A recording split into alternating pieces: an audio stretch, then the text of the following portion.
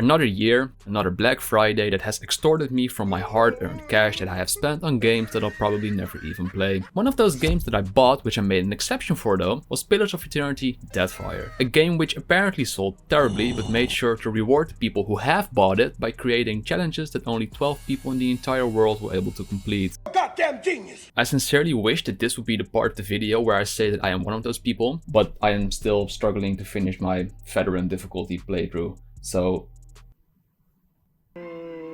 Anyways, if you hadn't guessed yet, Deathfire is a CRPG, meaning that if you ask 5 different people the definition of what this means, you'll get 170 different answers. I wouldn't be able to tell you either. All I know is that these are ones, and these are not. And I really like these games. Funnily enough, even though part 1 turned into a bit of a cult classic, I could not get through that game whatsoever. I found most people a burden to talk to, the amount of lore and dialogue were overwhelming, and there were too many pet peeves that ruined my immersion, like not being able to sheath your weapons during dialogue. Don't be afraid, the danger is gone. You're safe now, no reason to be scared. The fuck is wrong with you? Ungrateful bastard. So selfish. With all of that being said, Deathfire has done something that ever so rarely happens whenever I finish a game. It immediately made me start a new playthrough, trying out new builds, bringing along different party members and doing the complete opposite of what I did in my first run. It reminded me of simpler times, and by simpler I mean a time in which RPGs didn't suck yet. You'd spend $60 and get your money and time's worth tenfold. Deathfire is the closest thing I've found to these games we played when we were younger, completely losing ourselves in another world. And I am taking you on this journey with me, resulting in a win for us both. You get entertainment and possibly a new game to add to your collection. And I get someone to talk to about this game, because none of my friends like these type of games. Just kidding, of course. I have no friends. Let's go!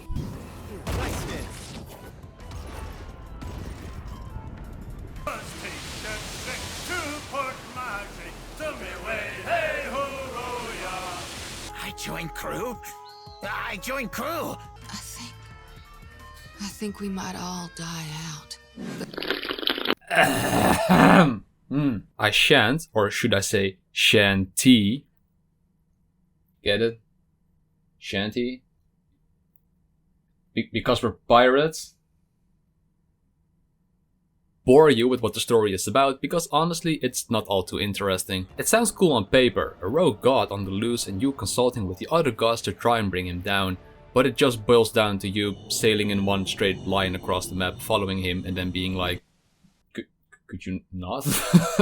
After Papa Smurf over here has curb stomped your house and is now on a casual stroll to the Deathfire, you can now take the time to explore islands, forge alliances or fight naval battles with other ships. While the first two are great, the last one leaves some things to be desired. Whilst I could be wrong, I mean, I did zero research on this, so I probably am. I'm fairly certain that there are like 3 games in the entire world that have naval combat, and those are Assassin's Creed Black Flag, Sea of Thieves and this game. So with that frame of reference, to go from this to this,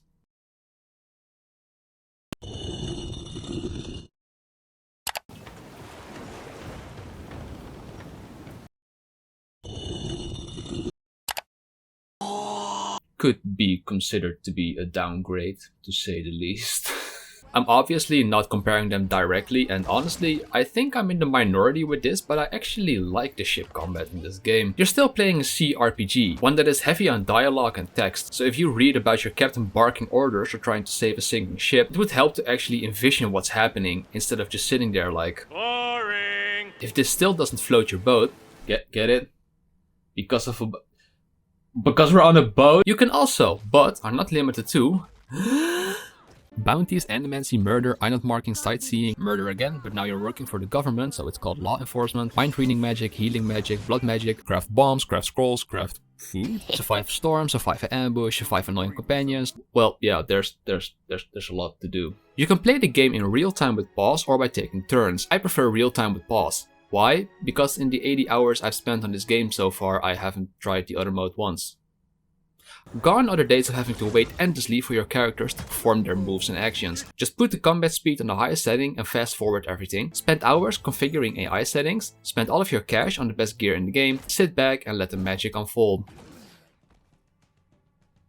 perfection. In typical CRPG manner, you cannot turn a corner without accidentally starting 4 new quests. I've had evenings where I started playing this game and didn't even leave the city I started in because I was just running from place A to B, running through quests and collecting rewards. This may sound kinda shitty at first, but I felt that the quests and characters who were giving said quests were interesting enough, ensuring it wouldn't feel like checkbox gaming. The reason every quest felt fun is because the role-playing here feels like actual, well, role-playing. Depending on the job you chose and the place you came from, multiple dialogue boxes show up in almost every conversation, making sure you actually create a connection to your character and develop a sense of personality instead of just doing whatever people ask of you. Take this simple quest as an example. Tintin here is being accused of stealing fruit. Mukbang is willing to gut him for this, but said fruit is nowhere to be found. If you skulk around the island for a bit, you found out that Donkey Kong over here actually stole everything, but because the Huana live in a very strict class-divided system, they would never accept a weaver like him as a farmer, harvesting and sowing fruit for it to grow. On top of that, Tintits is a jackass, constantly stealing from the tribe and not contributing whatsoever. So you're left with 3 options. Let an innocent man die, ensuring that the tribe will thrive. Betray Donkey Kong, freeing an innocent man but dooming the tribe in the long run. And last but not least, being like, fuck you and your stupid tribe, I'm going home. Now that we're talking about text and quantities that would put the Bible to shame, the reputation system is really immersive and elaborate. Instead of taking a bland